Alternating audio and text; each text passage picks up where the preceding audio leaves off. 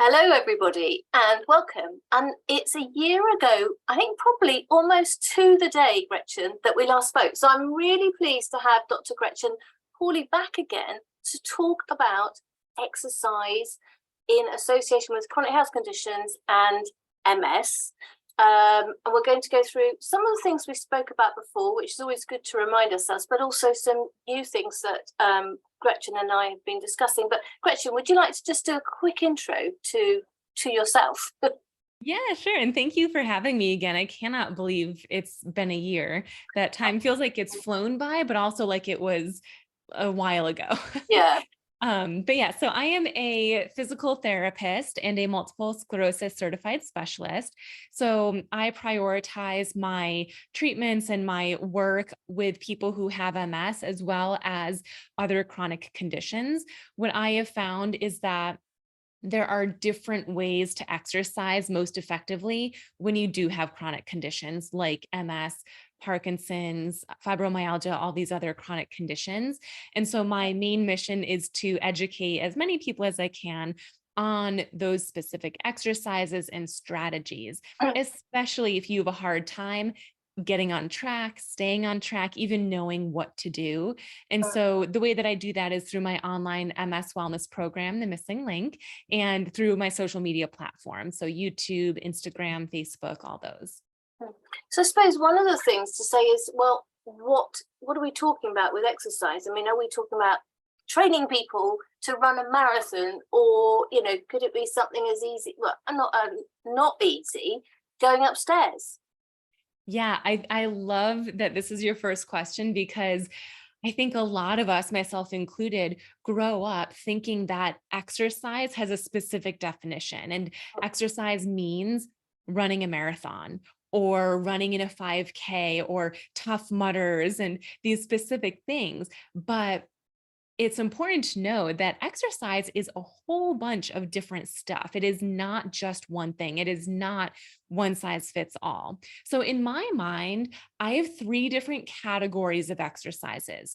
One category are functional exercises. So this is the type that I spend most of my time educating on, because when you have a chronic condition, functions become more challenging, like walking, stair climbing, even just standing up for long periods of time, sitting down without plopping, getting in and out of a car. These are all daily functions or daily activities. So there are specific exercises that you can do to help with that. Category number two is what I refer to as general exercise. So this might be something like if you were to go to a personal trainer, just generally working on strengthening your legs or your upper body without the specific goal of improving function. You just generally want to get stronger, balance better, etc. And then category number three is implementation. And so that's just your day-to-day life, showering, getting dressed, going to get the mail and coming back, walking around your home. These day-to-day movements also count as exercise. And I think that's especially motivating if you're someone who feels like you're not exercising enough. I often have my clients make a list every day of just what you did. And anytime that you weren't just fully sitting and not doing anything, you got movement in. That counts as exercise. So once you make up that list of everything that you've done, it's probably more than you thought you did that day. And I think also when when you are physically able, you forget how hard it is if you're impaired, for example, if you've broken your leg or something like that, and you suddenly realize the basic things you can't do, and it takes so much effort. It's a real shock. So I then think for people who have MS and other issues, I appreciate how hard it is for them and how demoralized it can be when you think, well, I'm not exercising, but it's well, actually, I was going to say it's that frame of mind, which then goes on to that word that we spoke about last time, that neuroplasticity. Yes. Yes. So neuroplasticity, in my opinion, it's the most important thing to understand, because the first thing that you need in order to start exercising or especially stay consistent with exercising is belief that it's actually going to change something, like belief that you can actually improve your strength, your balance, your walking, your flexibility, whatever goals you have with exercise, you have to believe that it's actually possible. And neuroplasticity is the reason that it is possible, even for people with chronic conditions and even progressive conditions like multiple sclerosis. So, to recap, if anyone needs a reminder, neuroplasticity is the ability of our brain to do two different things. The first thing is it's the ability of our brain to strengthen our neural pathways, which run from our brain all the way down to every muscle that we have. So, it's the ability to strengthen those pathways. With MS and some other conditions, those pathways are still there, but they're weakened, whether it's from demyelination or inflammation or something else. So through neuroplasticity, we can strengthen those neural pathways. But sometimes in MS and potentially other conditions as well, those neural pathways are not working at all. And so neuroplasticity is also the ability to find a new way, a new neural pathway. So regardless of where you're at with your exercises, repetition, doing the movements over and over and over again is what can allow your brain to strengthen the neural pathway or find a new one. So repetition is really key. The way that you get neuroplasticity to work is to repeat the movements that you want to improve on as many times as you can with good quality. And so that often means lots of rest breaks too. And actually, I mean, that's the same with any sports person. If you look at, it's muscle memory as well, isn't it? So you Right. look at how many times you strike a ball or whatever it might be, the more you do it, the more your brain, but as you said, I can understand that you have to do it right to make sure you memorize good quality as opposed to bad habits. Right. Yeah. The good quality is extremely important because, especially, most of the clients that I work with are looking to improve their walking. And so, one of the exercises that I give almost every client is what I call marching, where you bring your knee up towards the ceiling. So, you just march your legs one at a time. And if you do that with poor quality, what likely is happening is instead of your knee coming straight up, it might fall a little bit out to the side. And when you do that, your foot comes slightly in towards the opposite leg. So if you're repeating that movement over and over again, and then you start walking with that movement, you're probably going to trip over your feet because your ankle's coming too close to the Yeah. other leg. So whatever you do over and over and over again is what you are training your brain to continue doing. So if it's poor quality over and over again, you're training for poor quality. So shooting for that good quality is really important. Absolutely. So, I mean, I know you've got a number. We've discussed a number of your sort of top strategies for exercise and strength. What are they? Yeah. So my top strategy, like my number one, is functional exercise. Mm. So what that means is that you should make a list of all of the day-to-day activities that are challenging for you to do. It could be one thing or it could be 50 things. Like whatever is something that you want to be easier, put on that list. And then when you're starting off, just pick one thing. So again, I'll stick with the example of walking. So if there's something about walking that you want to be easier, make it functional. So what I mean by that is you take your goal and you break it down into as many different movements as possible. So just for walking, do you mind if I demonstrate actually? No, that's great. Okay. Makes it easier, doesn't it? Yeah, I'm a very visual learner, so it helps to show things. Okay. So let me move it here. Okay. So in order for me to take a step forward in this direction, we'll start like this. I need to move this leg forward. And a lot of people just think walking is one movement. It's just walking, but you can actually break it down. So this is what you need, the movements you need in order to take a single step forward. First, you need to be able to shift your weight onto this front leg. Second, you need to be able to bend your knee. Third is swoop your toes up. 4, bring your knee up. 5, straighten your knee. 6, put your heel down. And number 7, all while that was happening, I'm standing on one leg. So single leg balance is another movement that you need as well. So, because it looks so difficult. right. And of course, I'm going much slower than what we normally need. And I'm really exaggerating. I'm trying to do as much movement just to show you what they are. You do not need that much movement when you're actually walking. You'd look a little crazy if you did, but that's so functional exercise is those 7 things are are 7 functional exercises for walking. If you had a goal of standing up from low surfaces, in order to, let's break down, what does standing up mean? Standing up, the first thing you need to be able to do is have the strength, the core strength, to sit up tall. Then you need to be able to scoot forward towards the edge of your chair. You need to have the flexibility and strength to open your knees wider. You then need to be able to bend your knees, then lean forward, and then stand up. So that's 6 things. So those are 6 functional exercises that you could practice individually. So just pick one of them. For walking, one of the options, one of those 7 was bending your knee. So practicing bending your knee in whatever position you can, standing, sitting, lying down, lying on your side versus your stomach. So that's what functional exercise means. Pick your goal, break it down into as many movements as possible, and do those movements as your exercises. So that's one of my top strategies, because when you have MS or other chronic conditions, your brain doesn't always have the same carryover that someone who doesn't have MS or doesn't have another chronic condition has. So if you have a chronic condition like MS, you might be able to, this is a very common one, bike on a recumbent bicycle for a decent amount of time.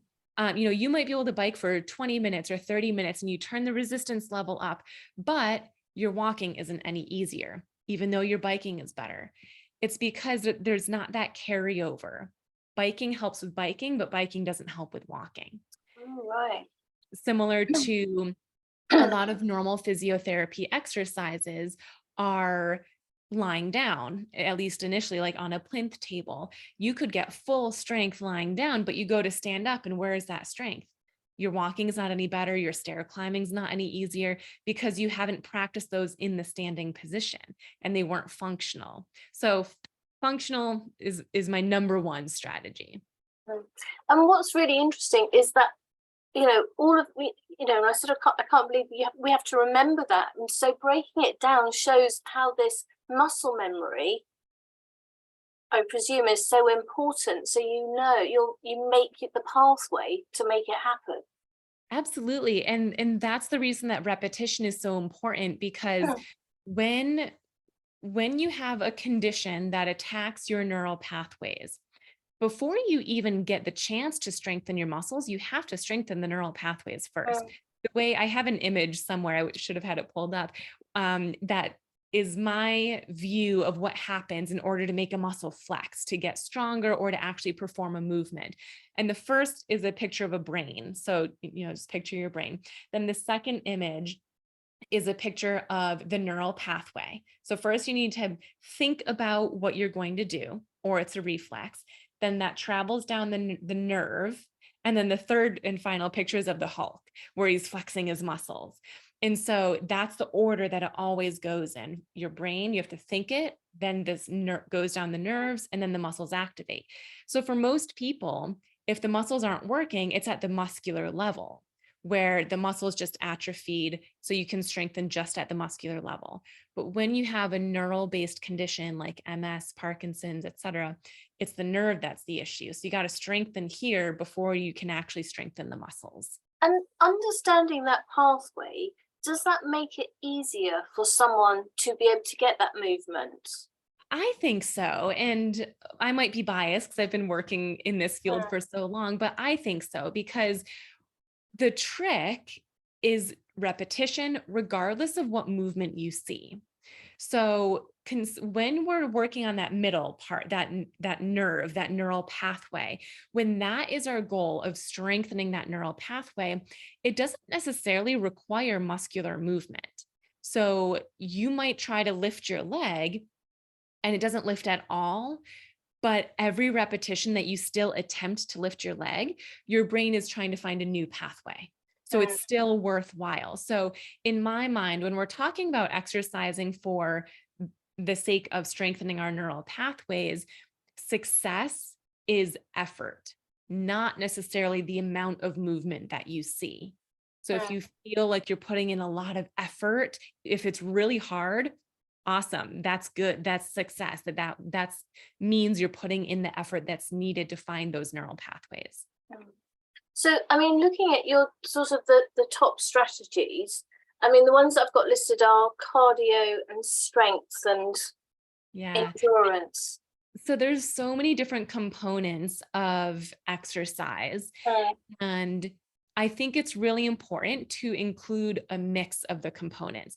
Some people get stuck on just one area. So the most common are strengthening and balance. There's also cardio, there's flexibility, there's several others in there, but it's good to have a mix. And actually, fun tip, research shows that doing cardio exercise before functional exercise actually primes your brain for neuroplasticity.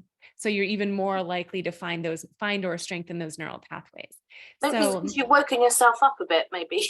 maybe, yeah. So a good strategy could be start with cardio, whatever that looks like for you. What I teach my clients is seated cardio. So it's a lot of Mm, movements like sitting up tall, swinging your arms, maybe punching forward. So just keep doing movements so that your heart rate increases. So you could do some cardio like that, followed by your functional strengthening exercises. And then maybe you want to include some balance exercises in there. Maybe you also want to include just some daily movements. If you go to the bathroom, once you're done, stand up and sit down off the toilet 5 times. mm, If you're going to go sit down on your couch, if you're watching TV and there's a commercial break or a pause before the next episode starts, stand up and sit down 5 times, or go climb up your stairs once and then come back. So you can include those daily movements as well. So it's not just one form, it's not just strengthening or just flexibility. mm. And it's amazing, isn't it? I mean, I know when I go to my gym sessions or exercise classes, and you start doing anything with your arms up high, how quickly it gets your heart going. I mean, super quick. It really does. And one trick to increase that even more, if you're looking for that, is to talk out loud. So I teach live MS specific exercise classes, and we always start with cardio. And we probably spend less than 3 minutes doing cardio, just what I was showing you earlier. Some of these guys for maybe 45 seconds, forward punches, we turn.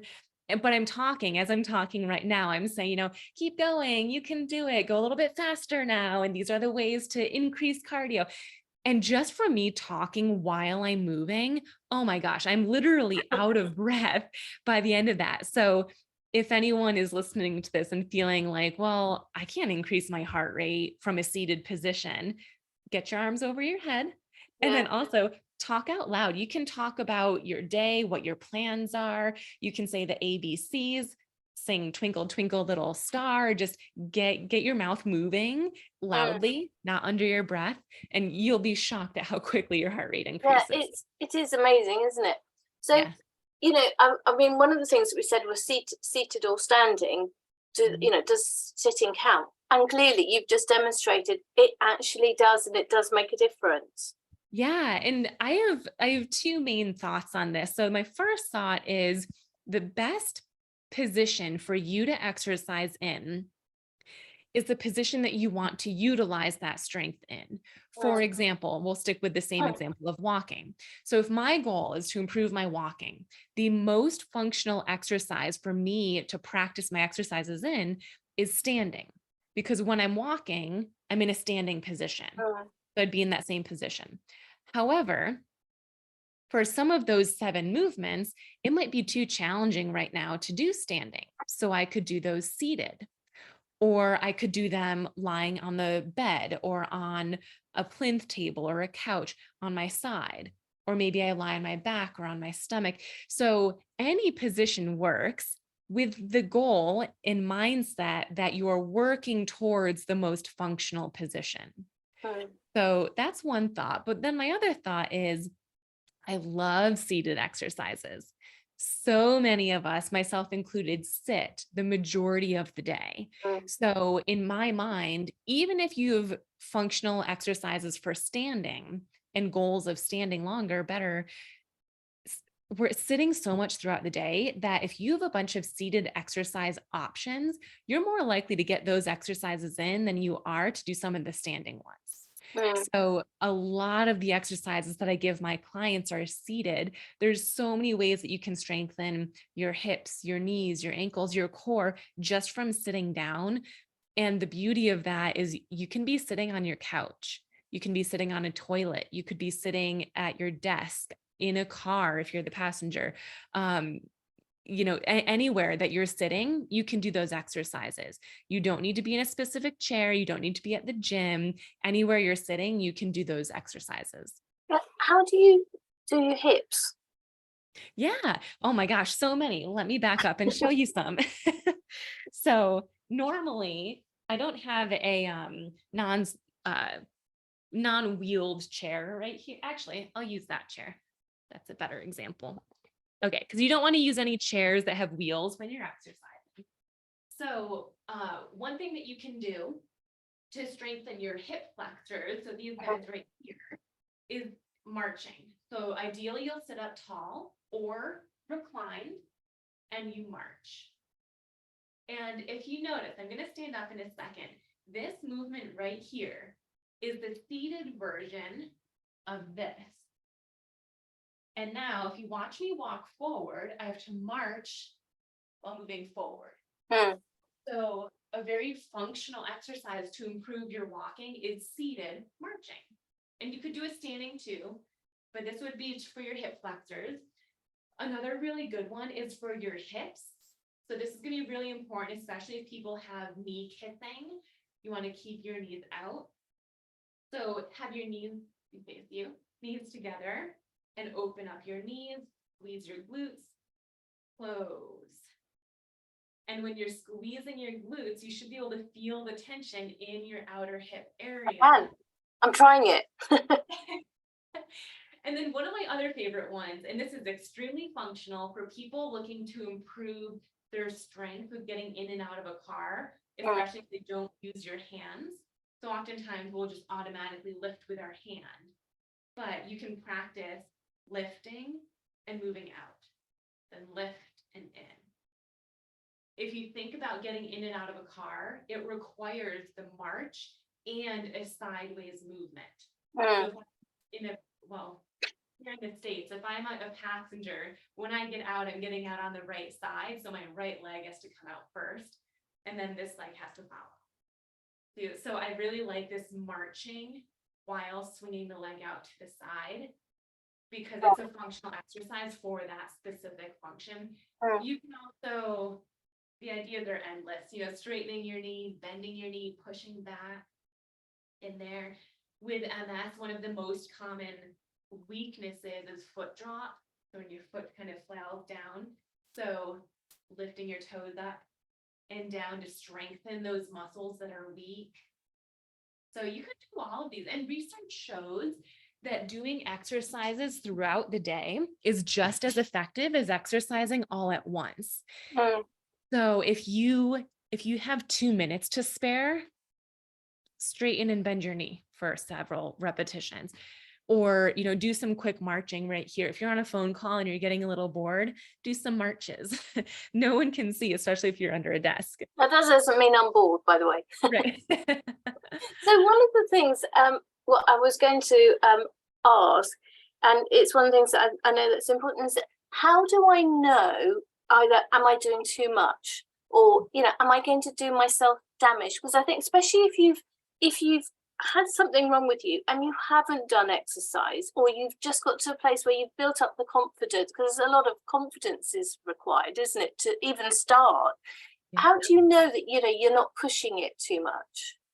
Yeah. So everyone is different, but I have found that there's two main groups of people. So there's the group of people who can tell while they're exercising, they can feel I'm overdoing it right now. I should stop right now. But then Mm, there's another group of people where you feel fine while you're exercising. It's not until after the fact that you feel, oh my gosh, I overdid it today. Why did I do that to myself? And so it's going to be different based on which group you're in. It's easier if you're in the first group. If you're in that group where you can feel it in the moment, mm, it's easier to just get yourself to stop right then and there. However, most of us are in this second group where we don't know until later on. So the general rule of thumb is that it is normal to feel fatigued for up to 2 hours after you exercise. mhm. But if it doesn't start to dissipate after 2 hours, that's a sign that you overdid it. But what I often tell my clients is soreness and fatigue are big ones, but do you have other symptoms that were provoked from exercising? And, it could be anything. It could be, with MS, any of your symptoms can flare if your core temperature rises too much. And when you exercise, your core temperature increases. Mm, So if you have numbness and tingling, that might get worse if you exercise too much, if your core temperature rose too much. So if any symptom comes on and stays for over 2 hours, that's a sign to me that you overdid it. In which case, there's lots of different things that you can do. So first and foremost, because heat intolerance and our core temperature rising is such a common cause of symptom increasing, the first thing is make sure you're cooling your core temperature down before, during, and after you exercise. So before you exercise, sipping ice cold water. During exercise, ice cold water and maybe a cooling vest or a cooling neck wrap, cooling wristbands. After exercise, keep those ice cold water fluids coming in. So that's one of the first tips that I give. But also, you can change the number of minutes that you exercised for. Maybe it was just too long for mm, you, or change the intensity. Maybe it was too intense. So if you just lessen the intensity, that could help. Another one is change the number of repetitions. So just do fewer sets, which means longer rest breaks. That maybe all you needed was more rest time mm. between each thing that you did. So it's best to pick one of those things, do that, and then notice, okay, how did I feel after that? Did it change? Or was it still too much? In which case, change another thing. And Yeah. over time, you'll get a sense of what is an appropriate amount of exercise for you. And so I suppose generally you can't do, unless you're doing something extremely, and I was going to say stupid, and I think we would all know what we mean by.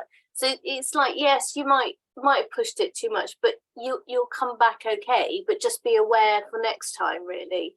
Right. Yeah. To my knowledge, there's nothing that you can do unless you exercise so hard that you fell and you caused an Mm, injury, something like that. But to my knowledge, there's no huge downside or like something to fear about exercise. Worst case scenario, you overdid it and maybe you're fatigued for 5 days. So that's really mm, extensive, but your symptoms just last a while and you'll recover whenever the symptoms lessen. It might be a day, 2 days, 5 days. And then once you recover, get back at it, but make some changes. So mm, if that first time that caused that much overuse of those muscles, that extra fatigue, if you exercise for 40 minutes, next time back it way off to 20 and see how you felt. mm, If that didn't help, then maybe it mm, wasn't the amount of time, maybe it's the intensity or one of the other options. So you can play around with which to modify first. mm. And then I suppose the flip side is, if you're finding it all so easy and there's no repercussions, step it up a bit. Right. Yeah. You can increase, you can change the position that you're exercising in. You can do more repetitions. You can do longer holds. So I was doing the marching exercise over there. You could hold for 5, 4, 3, 2, 1, then down, then the other side. Adding holds makes it so much more challenging so fast. So you could just add a longer hold. You could add resistance or weights. So yeah, if it's too easy, you would just do the opposite. So I think that's yeah, I was said how often is the right balance, and as you said, I mean, it could be for some people, it could be every day, and for other people, it could be every other day, or Yeah, and it also depends on where you're starting. I have some clients who start off where they're already exercising 5 days a week. And so it's not a big deal for them to exercise 5 or 6 days. But I have other clients who start off not exercising at all, and doing 5 days is unrealistic. So for them, if they do 2 days a week to get started, I'm happy with that, working towards 3 days, 4 days. The general rule of thumb that I keep in the back of my mind is that there's 2 research articles that I focus on. So one of them specifically for MS says that exercising 5 to 6 days a week is best. And then another article suggests that 150 minutes per week is what you should strive for. So that would be, if you're doing 5 days a week, that would be 30 minutes for each of those 5 days. But if you want to only do 3 days, that would be more minutes on those 3 days. So that's generally what research is saying. With that said, start with something and see how it made you feel. If you are at a point where you're not exercising at all, what I tell all my clients, make it easy. Do not pick the hardest exercise because you're not going to be motivated to do that consistently. So I will say, pick 2 or 3 of the easiest exercises for you and just get consistent doing those. Then once you're consistent with that, we can add in some of the more challenging ones. and then I assume that it's like with everyone, I can't think what the word is. When you release some endorphins from exercise. Yes. So presumably just doing armchair, you will release. So the more you start doing, and it's Yeah. a positive thing, the more endorphins you get, and it's all positive. Yeah. And not only that, taking it a step further, how are you going to feel if you exercised 3 days a week and that was your goal? You're going to feel proud and you're going to feel more motivated to do it next week because you did it this week. And so mindset is huge in staying consistent. And the more you can stay consistent at first, the more you build up those easy wins of, yes, I exercise 3 days a week for 10 minutes. Awesome. Or even I did one exercise every single day this week. Awesome. Build up those easy wins. It's going to release those endorphins and the mindset of, I did it last week, I can do it again. And you're building your proof that you can stay consistent. Definitely. And I think that's the same for anybody doing exercise. You've got to find your wins and then you'll get the consistency, which is the important thing. Absolutely. Anyway, super lovely to see you again. And thank you very much. So we will be posting, you will find under Gretchen, we've got a number of articles with Gretchen, and then you'll find the missing link as well. So all information on Gretchen's website as well. So please do go and take a look. And just to say thank you very much and lovely to talk with you again. Yes, I'll be talking to you too. Thanks again for having me back. Thanks very much, everybody. Bye.